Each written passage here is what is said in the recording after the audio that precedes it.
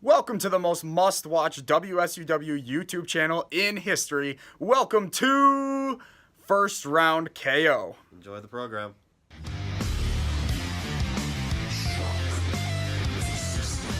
Ladies and gentlemen, my name is Howard J. Dingers.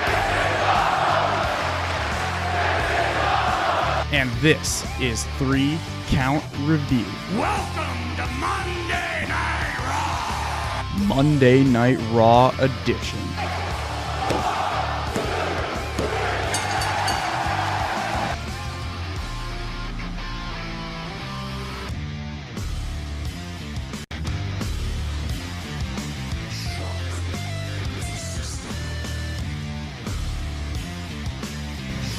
So ignoring what the intro said, because apparently I loaded up the wrong one, welcome everyone to the Raw review. My name is Howard Dingers, and welcome to 3 Count Review presented by First Round KO, the Monday Night Raw edition. Today I am joined by Tyler Jobe and Callahan Steed. Hello everyone. So we have an interesting episode of Raw to talk about. Let's just jump right in, because that's what they did.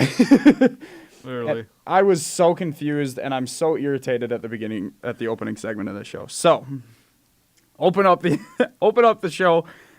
Every tag team from Raw, except for the AOP, are in the ring, and the bell rings, and then we just get a battle royal. Apparently, like what?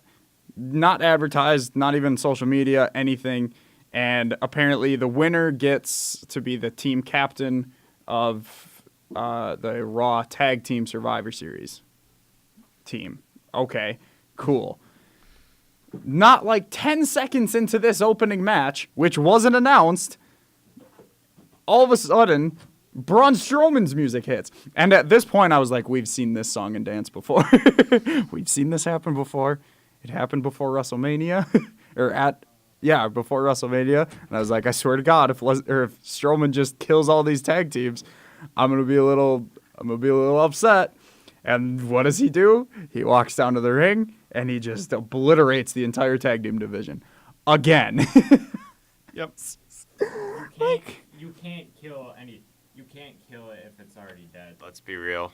Oh, that wasn't. Yeah. You can't kill it if it's already dead, which it was. But last week, we just started building a new tag division. Like, AOP won the titles, and now they need opponents in the future.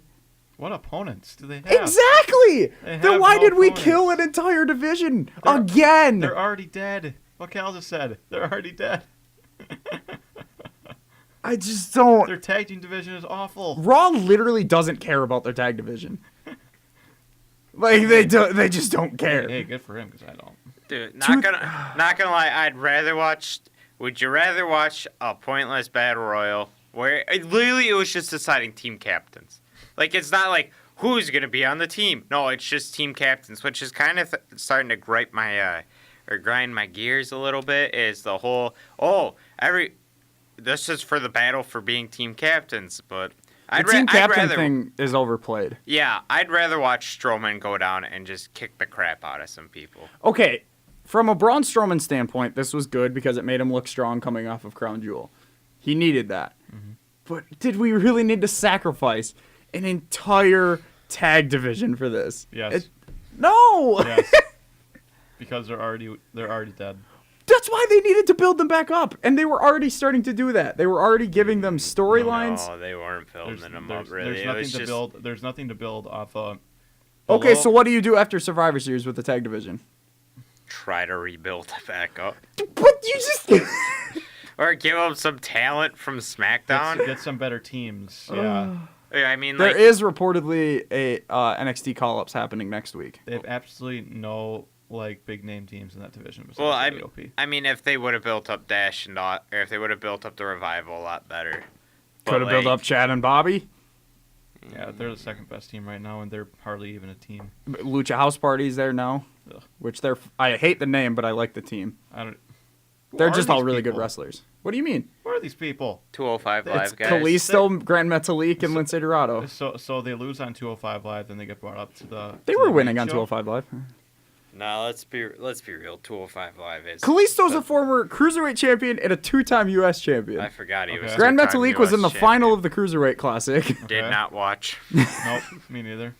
Which Oh. I heard good reviews on. Oh, if you ever get bored and you want to watch some good matches, Ran by Triple H, I'd like to point out. very much so. And now 205 Live is too, and 205 Live is actually decent. Okay, but anyway, so Strowman comes out, he destroys the entire division, and he says that tonight's episode of Raw is brought to you by Braun Strowman. Strowman said he's tired of chasing Corbin, so he sets the chair down in the middle of the ring, and he said he's not leaving until Corbin gets these hands. Cool. Stephanie McMahon's music hits. Love it. People hate her music. I actually enjoy it. I hate it. Welcome to the Queen Down. I love it. It just fits her character so well. Dana now. Queen down, where the kings bow down. And she power walks to the ring. I didn't even know that had lyrics behind it. Oh, yeah. I was just going down, down. She says she understands why Strowman is upset, but he can't hold Raw hostage. Stephanie asks Strowman to channel his energy and use it at Survivor Series. And then she said that she's worried about beating Shane and SmackDown at Survivor Series. And Strowman literally goes, I don't care about Survivor Series. I don't care about Shane McMahon. The crowd popped for that. That was amazing. Because no one cares about McMahon family drama anymore, let's be real. But apparently WWE does. Because Vince is controlling the show. Because Exactly. that's what happens when you have no other competition. Yes, also true. So Stephanie says, okay, I'll level with you. You're a smart guy. If you compete in the Survivor Series tag match for Team Raw, then I'll give you whatever you want. Strowman says he wants a match with Corbin, and he wants another Universal title shot with Brock Lesnar. She says, done. Okay, cool. And then I think, what happened here? Rousey came out next. Oh, there was one catch. Strowman can't touch Corbin until after Survivor Series. So That's fair. fair enough. If Strowman doesn't get what he's Strowman says if he doesn't get what he wants, he's gonna march down to Stamford and he's gonna destroy the entire WWE headquarters. I want to see That's what I this. said. He said that, and I was like, okay, now I want to see this. Could you imagine him just giving random power slams to like the marketing Yeah, executive? and just like breaking through office walls and stuff. It'd be Oh, amazing. I just thought, all right, I'm sure you guys probably haven't seen it, but go look up this video, Stone Cold CEO for a day, 9 minutes long, funniest thing you will. That sounds one of amazing. the top. I would put it down as one of my top 5 favorite WWE videos to watch. Always puts me in a good mood. It's where Stone Cold takes charge of WWE for a day. Greatest thing ever. That sounds amazing, and I'm gonna have to check that out. That's what I want with Strowman, but with like busting Strowman's- down doors and Strowman's power GM slamming for a day. random people. That's amazing. So yeah, then we get Ronda Rousey interrupting, and Stephanie tries to get Rousey an intro, but Rousey rips the mic from her hands, and she says she's tired of the man Becky Lynch, and she's going to show Lynch how it's done at Survivor Series. I don't remember what show it was or where it was, but Rousey had this really good line saying, I didn't come and join this women's revolution and build up this women's revolution just so that the top champion can call herself the man. I was like, that's actually a really good line. I like that. Even though that man is based off of the whole Flair thing, but that's another story. Rousey said maybe she doesn't have to wait till then, and she kind of looks at Stephanie. But then Baron Corbin's music hit. Future permanent general manager of Raw, Baron Corbin. Please. Love it. No. No. Love it. hate Want it. So, Need it. I Hate the saw character. I saw some Twitter comment that said, "Boy, Braun Strowman sure showed that Applebee's waiter." Dude, he looks like a waiter. He really does. The best at everything. Corbin comes out and he says that this is a must-win situation and that they can't get overconfident. And then he puts his hand on Rousey's shoulder, much like he did with Strowman 2 weeks ago. And then Rousey judo throws Corbin, which is great. And then Rousey just kind of leaves. And Corbin turns around. Strowman is standing right in his face, and Stephanie tries to get in between them, blah, blah, blah. Yeah, that's pretty much it. Oh, Oh. you forgot the classic line. Strowman. This was stupid. Strowman tells Corbin to enjoy being Stephanie's lapdog because at Survivor Series, Corbin is going to Strowman is going to neuter Corbin. That's funny. It was so stupid. I didn't like it. But the way that Strowman delivers lines, it was kind of funny at the time. It's a kind of way of, yeah, you know what? Neutering? You know, it's a kind of way of saying that. If I shouldn't say on a radio show. Yeah. So yeah, I don't know. What did you guys? This was too long. This opening segment was too long. It was too wordy. Tried to do too much. I didn't like it. It's stupid authority figures, and I just remembered too that this started with a freaking tag team match battle royal. Yeah. I hate it. I hated every second of it. What did you guys think? It was kind of a mess all around. Like, they went with, like, so many storylines at once. But to the end of the day, I love seeing Strowman yell at people. So, I mean, That's fair. I'll pay to watch that. So They also, towards the end, Rousey looked at Stephanie. They could be pointing for that to continue. I hope they don't. I don't want to see that again. So if we don't include the Battle Royal at the beginning of the show as an actual match, which I'm not, Ember Moon versus Tamina was the only match in the first hour of the show. Yeah, there weren't a lot of matches last night. There were 4 matches, I think. We'll count them as we go. I think there was only 4. But yeah, so we got Ember Moon versus Tamina. Nia Jax was in Tamina's corner. Ember Moon is really good. Yeah. But she has literally not had a storyline since she came to the main roster. Oh. And now she's just being used to put other people over. Ember Moon is being used to put over Tamina.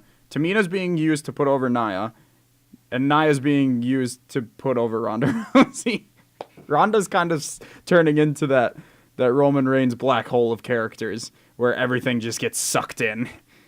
But she has a right to be in that spot. Yes. But at the She's same... proved it throughout her career. There's ways to build up everyone. I don't know. Yeah, so Tamina won after, her Superfly Splash, which looks terrible. She needs a new finisher. She has like 3 finishers. She does the super kick, which actually looks decent. She has the splash, which doesn't look good. And she also has the Samoan drop, which doesn't look good either, but I don't know. She's Tamina. I don't know why they're all of a sudden so high on Tamina. I think it's really just to help with this Ronda Nia match because we've already seen it one-on-one. Yeah, I think this is just another flash in the pan moment. I think so. For her. They've done a couple of moments with her in the past too, and she didn't go anywhere. Yeah, she never does. She was at one point AJ Lee's manager. She didn't really go anywhere after She was on Team forget Bad. about that. She was on Team Bad. Didn't Oh go my anywhere. god, dude, I forgot. Team Beautiful and Dangerous. God, what a name. She was doing something on SmackDown last year too. What Was that? she? Yeah. Yeah. Lana, She was with Lana. Yeah, she's with Lana. That's Oh my goodness. Dude, Didn't wasn't go- she when go she anywhere. first debuted or around that time? Didn't she have like a fling or something with Santino? I don't know. Yeah, I think she did. I don't know. No way. Yeah. I need to find that. Anyway, she'll probably be gone after Survivor Series. She'll be back for the Royal Rumble, and then she'll be gone until whenever. She'll randomly appear for a random resurgence again. Next, we had an in-ring segment. Corey Graves in the ring interviewing Seth Rollins. This was really good. This is basically the highlight of Raw every week. Yeah. And this is the only reason that I watch Raw. This and Elias. Seth Rollins and Dean Ambrose. Yeah, because of this feud. This feud is going to save Raw through this Brock Lesnar title reign again. Which it shouldn't. We should be able to have both, but WWE doesn't like us to play with new toys. So this part made me really upset. Literally, to start off the interview, Graves was like, "Hey Rollins, how are you mentally preparing for your match against Shinsuke Nakamura this Sunday at Survivor Series?" And Rollins says, it's gonna be a really good fight, but I don't really care about Nakamura right now. It's like, come on, dude. You can't. You just build up the match a little bit. You can't sit there. They haven't built this match at all. They have talked knout about this match, and now they just literally just had one of the people really in the built up match. Survivor Series that much. And now literally one of the people in that match was like, yeah, I don't really care about it. Come on. No. To his defense, he said that on Sunday, when it comes to Sunday, my brain will be 100% focused on him. My issue right now is with Dean Ambrose. He's going to give his focus to Nakamura on Sunday. He said that. Not very much, though. Yes, that's true. Fair enough. Nakamura hasn't had a feud since AJ Styles. That's been his only feud of 2018. He had small ones, Jeff Hardy, but he wasn't the center point for that. Exactly. It wasn't his feud. It was Jeff Hardy, Randy Orton. Yeah, and Nakamura's kind of thrusted in there. Oh, it's so frustrating. Yes, Tamina and Santino did have a thing. That's amazing. Okay, so Rollins then kind of transitioned into the Ambrose stuff, and he says he knows exactly why Ambrose did what he did. Ambrose just isn't man enough to say it to Rollins' face. And then Ambrose appears on the screen. He's sitting on the hood of a red car, and to the right of the car is a barrel that is on fire. Okay, cool. It's different. That's all I can say. And he's outside. You can tell he's outside. His breath is like, you can see the cold air. Yeah, it was cool. I liked it. It was it was weird, but it's different, so I enjoyed it. Let's see here. He says that Rollins was... Oh, no. Yeah. Ambrose says that Ambrose says that he has been the same guy this entire time. But Rollins was just too selfish to see what was happening around him. Ambrose used to think wearing the Shield garb made him strong, but the Shield made Ambrose weak. Being Roman's friends made Ambrose weak. Every day is a new beginning, and sometimes you have to take the past and burn it down. And he doused the Shield vest in quote-unquote gasoline and then threw it in the fire. And that was the end of the segment, which... It wasn't gasoline because the fire didn't get bigger. But obviously you don't want to do that next to a car. But yeah, no, this was really good. I really enjoyed because Ambrose did this really cool thing where he was like mocking everything that everyone else was saying. He was like, oh, why did you do it on tonight of all nights? Mocking Michael Cole's little thing from the attack and all that. Why'd you do it, Ambrose? He was like mocking it all. It was so good. Ambrose is just so good in this role. I've been waiting for a heel Dean Ambrose for a long time. And this was really good. What did you guys think? Love it. It's very intriguing. It is super intriguing. I mean, the segment really says it all. Mm. It's really personal, and they're just doing a great job with the writing and the booking and everything else. Well, it's really cool too because they keep alluding to the fact that both of them know why he did it, but neither of them have really explicitly said why. Like Ambrose, I think a couple times, like tonight, he's been saying he's been the same guy. Mm-hmm. The Shield made me weak, but that wasn't the reason why he did it on that night. Like there's Rollins? Seth Rollins? No, Ambrose. Okay. Ambrose said, I've been the same guy. But there's still the thing of why he did it that night and why he just did. It's interesting. 'Cause they're like telling the story, but they're also keeping the story mysterious. It's really weird, but it's really good because obviously they can't do it at Survivor Series, so they have to do it TLC, so they have to stretch it, but it's been really good. How about you, Cal? I liked it. A little aside from the one line where Rollins was like, oh, I don't care about that, I feel like they could have been like, Rollins just be like, it's been really hard focusing on that match, and then like you have Rollins go into the match distracted, and then Nakamura can win, but what I'm worried about is they're going to go, Nakamura picks up a cheap victory off an Ambrose distraction. Yep. Yeah. Which isn't going to help Nakamura out at all. And I read an article on it where, on Bleacher Report, really good article where it was talking about if Nakamura wins off cheap finish, it's pretty much would be the death of his WWE character. You think so? Dude, he's That's what he's been doing. What if we literally just talked about how he's had no feuds. Well, yeah. And he could, if he picks up a win over a face like Seth Rollins, that would give him momentum. Cheap victory, I feel like does not. I mean, I'm not agreeing completely with like that it's he's done for, but like that's like it just doesn't build him up at all. It doesn't build him up as a credible champion. I'm tired of just these distracting finishes. Just me though. Next, we had one of the better things that I'll explain. Kurt Angle's music hits. And everyone goes crazy. They start doing the "You Suck" chant. And then Dolph Ziggler's record scratch hits. And this is the first time that it's actually made sense. And it made me so happy. Because I hate the record scratch with a burning passion. But it actually worked here. And it made me, I don't know, for some reason that really small thing just made me really happy. So Ziggler and McIntyre walk out to the ring. And McIntyre says he told the WWE Universe that he was here to take over. Angle walked into their match last week, an Olympic champion, but left a broken man. I like that. McIntyre says he could see in Angle's eyes that he had no will and that Angle started crying. McIntyre says he has never been more disgusted in his life. This brought out... Oh, and then he also said that he will not allow any more nostalgia acts on this show. I like that because that could be a good character going forward.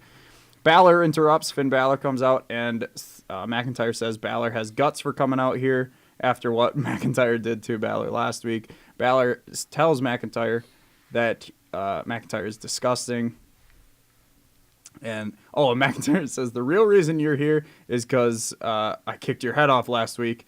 But then Balor says to shut up. He literally just goes, shut up. It was really good. Balor challenges McIntyre to a match. McIntyre agrees, but not to a match with Drew, with a match with Dolph. And he says, if you can beat someone like Dolph, maybe I'll lower my standards a little bit. And Dolph just kind of looked at him like, wait, what? What do you mean by that? This was interesting. I liked it. And then McIntyre hit him with the Glasgow kiss. His headbutt is amazing. I love it. I love that headbutt so much. He hits it so clean. Oh my goodness. So yeah, before we get into the match, what did you got? I love Drew McIntyre. They're definitely putting him over as the guy. Like he literally said it himself. He's the guy on Raw now. And I don't know if that means he's going to be the one to take down Lesnar come WrestleMania time, or maybe, they'll still do the Strowman and then you can go Strowman McIntyre. But I love this. I love every bit of it because I just love Drew McIntyre. He's just amazing. Yeah, 100%. Drew McIntyre this guy has really taken off in like the past few months. It's actually pretty incredible what he's done and the improvements that he's made. Alluding to what you said about I hate saying this, the guy to take Roman Reigns' spot. I know. I'm a big Roman Reigns fan. The next guy, while he's gone to take over his spot, is either going to be Drew McIntyre or Seth Rollins, I think. Yeah. I honestly think it should be Seth Rollins simply because he's been around longer. You can keep McIntyre as a heel too. Yeah, you can do those two. Yes, he can be their top heel in the company. I think you build up those two, and Rollins can be their top dog. Build up Finn and Elias, and you build up like Lashley and someone else, and that can be like your five or six. I think they're in that process right now. I think so. Yeah. Because they even built up Reigns Finn is away. here. Yeah. Finn looked really good here. Yeah. And then they added Finn to the Survivor Series match after this. So what happened was Balor, towards the end of the match, Balor went for the coup de grace. Ziggler rolled Balor up after missing the coup de grace, but then Balor reversed it into a roll up of his own for the win to end the match. Really good match, except for the sleeper holds. Ziggler makes me really upset with those sleeper holds.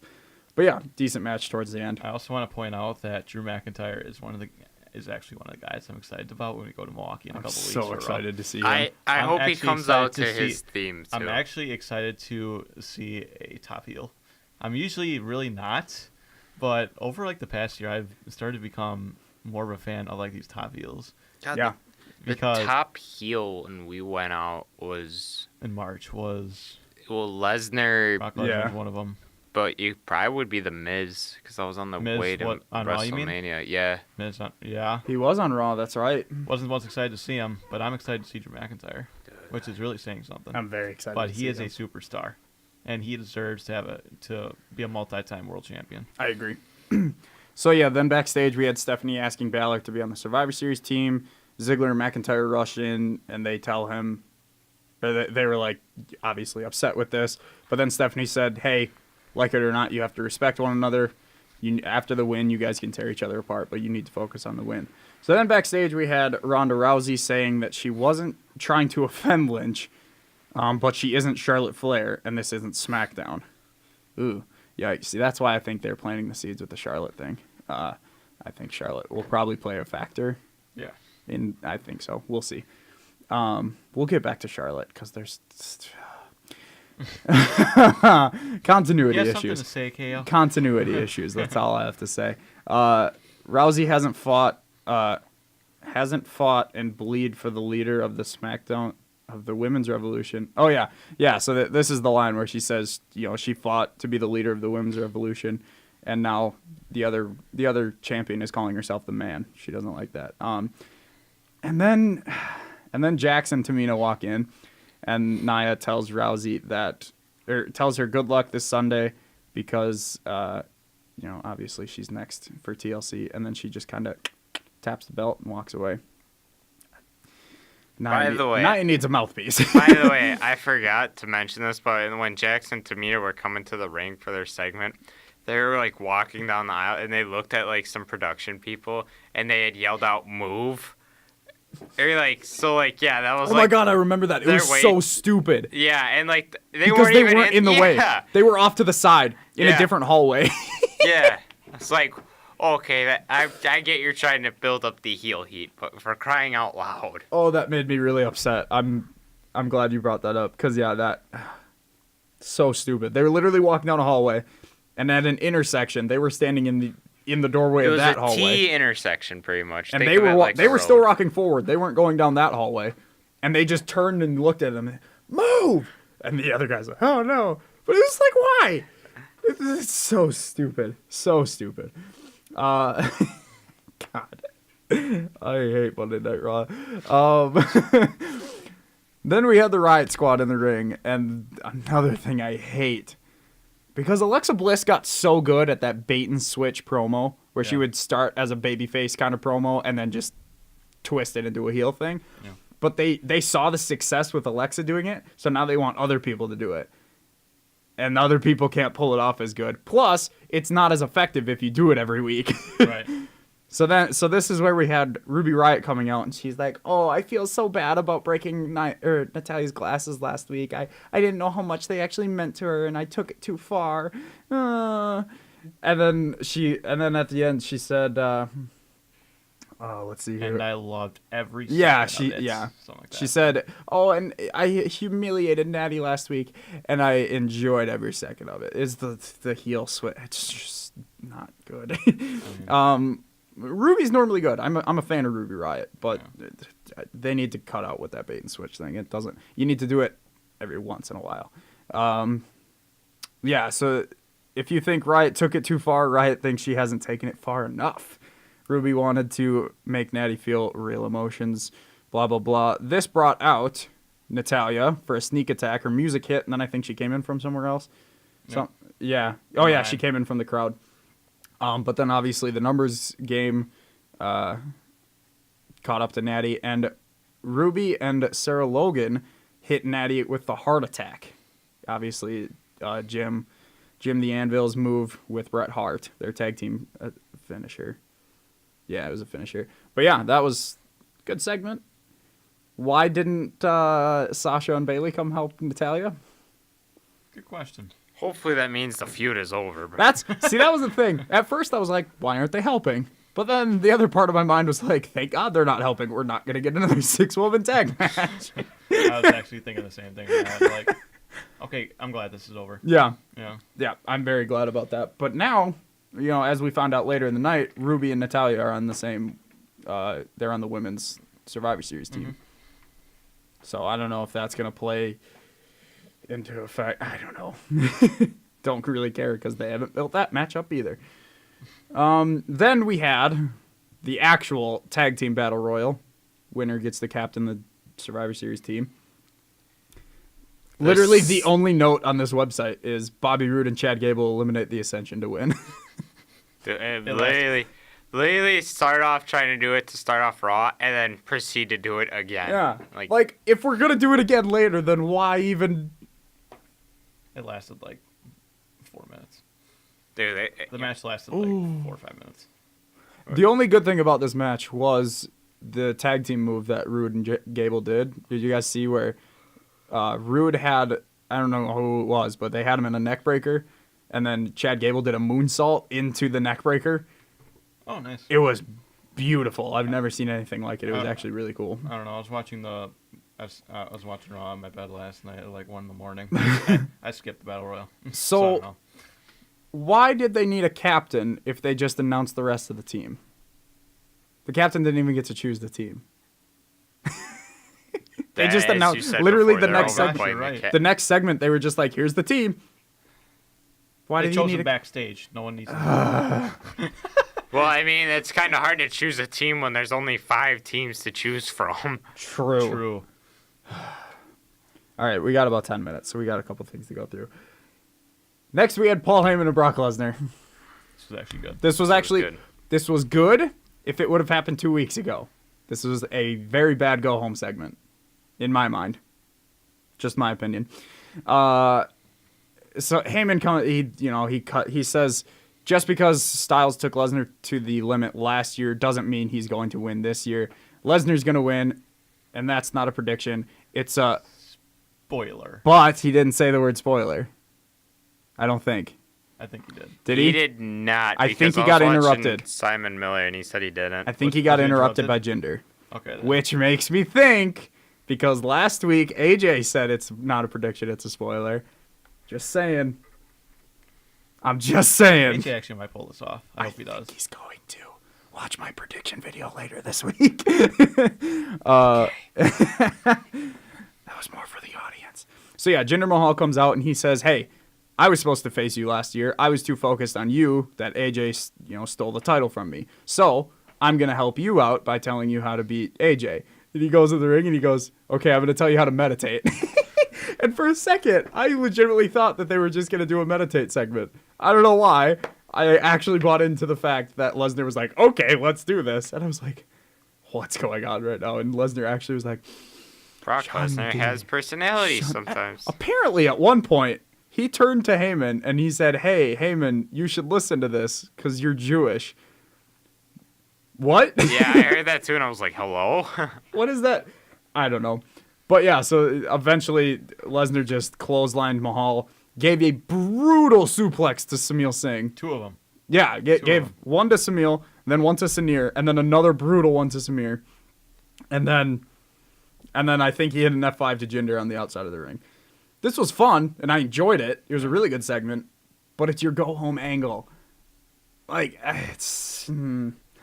I don't know. I mean, it's, I also, for a second, thought they were going to do Jinder versus Brock on Raw. And I was like, no. are they really going to... You think Brock Lesnar is ever That's gonna what wrestle I on was Raw? like, they're not going Brock- to waste one of his matches on Raw. That'd be like, he hasn't wrestled on Raw for over in like 12 years. You think that the first time Jinder Mahal? Yeah.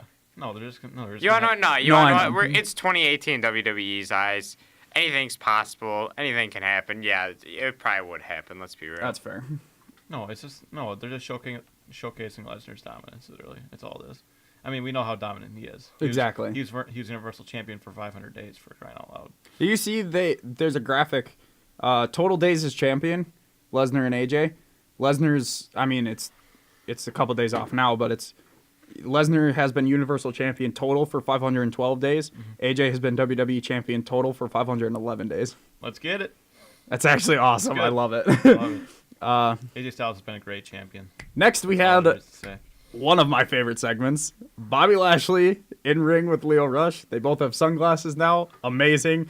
They're doing their poses, and then Leo says, "Check out his favorite one." And Bobby just turns around and bends over, basically just mooning the audience. Renee Young on commentary. This is unnecessary. And then we get the best part. Elias pops up with this little strum, and he pulls out his cell phone. He goes, "Hello, I am Elias," which is perfect. And then he goes, "Yeah, Child Protective Services. Yeah, I'd like to report. I think this Bobby Lashley guy, he's in the ring with a kid he kidnapped a few weeks ago." He goes, "How old is he?" son, how old are you? He can't be more than 10. And then he just keeps going on. He's got him pointing at his pecs. Lashley was just bent over. Why? I couldn't tell you why. This is just a lot. Lashley's he's too good right now. And then they walk to the ring and they have a match. And the winner of this match gets the final spot on Team Raw. I don't care about the rest of this match. At the end of the match, they're both on the outside. Elias throws Bobby into the ring at about a 7 or 8 count. I think he was at the 8 count. Yeah. And then as Elias tries to climb into the ring, Lio Rush from underneath the ring grabs his foot, a la James Ellsworth 2 years ago. To Strowman. Yep. And and then Elias couldn't beat the count. So Bobby wins. He's your final member of Team Raw. That was good. I think that's a good finish. I like that finish. Elias throwing Lio Rush out of the ring. Into like a suicide dive into Lashley. That was good. Yeah, because after the match, Elias kind of beat them up. I like this face turn for Elias. He's got a lot of It's things really coming. good. Yeah, he needs to figure out the in-ring babyface stuff. Yeah. But other than that, he's been great. That'll come with time. Yeah. Obviously, but I agree. On the mic, he connected with the crowd, but when he was a heel, so he's gonna connect even more now. Yeah, Which is exciting. It's been great. And we'll see it, and we'll see him in Milwaukee in a couple weeks. I'm so excited. Probably buy a T-shirt while I'm there. Hello, I am Elias. Hello, I'm gonna scream. Could you imagine like his home crowd pop is something like I hope we get a song. like Bucks and six, yeah, I I don't do. If it was Bucks and 6, like, Also, we need to do the walk with Elias. Have to do it. Oh, I'm sure they'll do it. Oh yeah, it's traveled from the UK, so I'm happy about Milwaukee that. crowds are actually pretty good. Are they? Wrestling. Yeah, That's good. actually they are. I've been to several of them. So we got Alexa Bliss in-ring segment. She said she's going to announce her Survivor Series team. She comes out with Mickey, Tamina, and Nia. She says those What are a the first team. 3 members. This is just terrible. And then she says Natalia is the 4th member, but I sent her home because of what happened earlier. And then she said the winner of this next match will become the last member of the team. And I was like, oh, interesting. Who's it going to be? And Sasha comes out, and I was like, it's going to be Sasha Bailey. Pretty easy to figure that out. And then we got Sasha versus Bailey. Really good match. I forgot how good these two actually are. Mm-hmm. They have really good chemistry together. I really wish we would get a proper feud between them where they didn't go to sensitivity training and therapy with Dr. Shelby, but hopefully we'll get that eventually. God. So then towards the end of the match, Tamina and Nia Jax run in the ring and attack Bailey and Banks to cause a disqualification. It says they both won. Basically, no contest. No contest. So then Bliss was like, oh no, neither of them won. So who's going to be the 5th member? It's Ruby Riott. Like, what's the point of this? They wasted a Bailey Sasha match. They literally just wasted a... It's basically to give the crowd a match that they rarely saw. Why not? Why not have Bailey versus Ruby Riott and give Riott a win? It's also like a heel tactic, I guess, because they choose who they want. They didn't want Sasha and Bailey to be. Yeah, and they could. So she could have cost Bailey the match. Been like, hey, I wanted True. Ruby. It's just stupid. But then if you did that, you'd think it'd be a little too obvious, because they're gonna favor Ruby Riott anyway, because she's heel and. I Bailey's guess not. I didn't like that at all. I don't Because know. even Michael Cole was literally like, "What was the point of that match?" Yeah, we all were like that. It was stupid. WWE kind of put themselves in a corner with that. So then the Riott Squad kind of goes into the ring, but then the camera cuts backstage, and all of a sudden Becky Lynch is Love it. backstage Love it. with Ronda Rousey and the Disarm Her. Perfect. Love The it. refs get her off of Rousey, and then the girls. It cuts back to the ring, and they're all like confused, like, "Oh man, what's going on?" And then Becky's music hit. She comes out and she's like, "Oh yeah," and she's running down there. She's like, "I'll take you all on. I'm the man. I'll take you on." And then the entire SmackDown women's roster runs into the ring, starts attacking them. The rest of the Raw women's roster comes out, attacks them. Eventually, Ronda comes out, kind of cleans house a little bit with one arm. She hits like 4 people with judo throws, but then eventually her arm gets hurt, so she gets hit. Becky, at one point, apparently took a legit elbow to the face, broke her nose. We'll get into that in a sec. So she started bleeding everywhere. Awesome visual. It was beautiful at the time. in hindsight, not too great. But then, so Becky hit Rousey with a chair a couple times to the arm to set up the match. And then basically the SmackDown roster got control, took everyone out, and then they all left out the crowd. And the final shot, well, we had Lynch up in the crowd, and then it cut backstage to Stephanie and Baron, and they were arguing like, why did you let this happen, Baron? You're a terrible you're a terrible GM. And then it just cut back to Becky, and then it cut to Ronda being all angry, and that was the final shot we got. This was a fantastic segment. Right. I recommend going to watch it because it was awesome. In hindsight, though, Nia Jax actually broke Lynch's nose, and she is reportedly now out for Survivor Series this weekend. Not only because of a broken nose, Probably a concussion. but also maybe a concussion. Yes, possible concussion. So watch out for that report. But This has not been confirmed. disregarding that, end of the segment, let's talk about it. I love the ending segment. Yeah. It was meant to be chaotic. It was chaotic. It was a very chaotic ending. They did like how many switches? You mentioned it. Mm-hmm. I mean, they did. It was the same thing last year, but this was a women's this year. They didn't mention True. last year, and they just flip flopped it to women's, and it was great. You have the top heel arguably in the company right now leading the charge, so she's gonna get. So it's Becky gonna be looks good no so matter- good. I love Becky Lynch. She's She's so- cool. I absolutely love Becky Lynch. I've loved her since See. day one, and now she's actually getting a push, and I love it. She's getting the push for life, and it's awesome. I did not watch this segment, but as You I need was to. as I was going to bed, I was on Twitter and I was like, Becky's trending, and I looked and I was like, oh wow. Oh, the continuity thing that I wanted to bring up. Charlotte Flair was out there beating everyone up. Glad Why? she's got her confidence back. Yeah, 2 weeks ago, Paige asked her to be the team captain for the women's team. She was like, I don't think I'm the woman. She left. And then last week, she didn't show up when they announced the team. So why now is she just all of a sudden... That was stupid. It was stupid. She was fighting alongside Becky Lynch, which I think they will tell that story eventually. Yeah. But this was too soon. It was terrible continuity. They threw it out the window. And I hate it. I hate it. I hate it. Delete. Overall thoughts on the show. Too much microphone stuff. Yes. Not enough matches. Absolutely. I'll give it an average. I don't know. I don't like. You guys know me. I'm not the biggest fan of grades. That's but fair. I'll give it like an average. Better than what it was last time. Or last week. That's fair too. I agree with that. Yep. Yeah, it was better than last week. Overall, it was like, I'll give it a 3.5 just because that last segment was really good. But yeah, that saved the rest of the show. But anyway, thank you all for listening. Check us out tomorrow at the same time for the SmackDown review. Until then, see you guys. Thank you, everyone, for watching. Please like, comment, and subscribe. Give us a follow on Twitter. Links in the description down below. And make sure you listen to our podcast, First Round KO, on SoundCloud, iTunes, and Stitcher. Until next time, peace.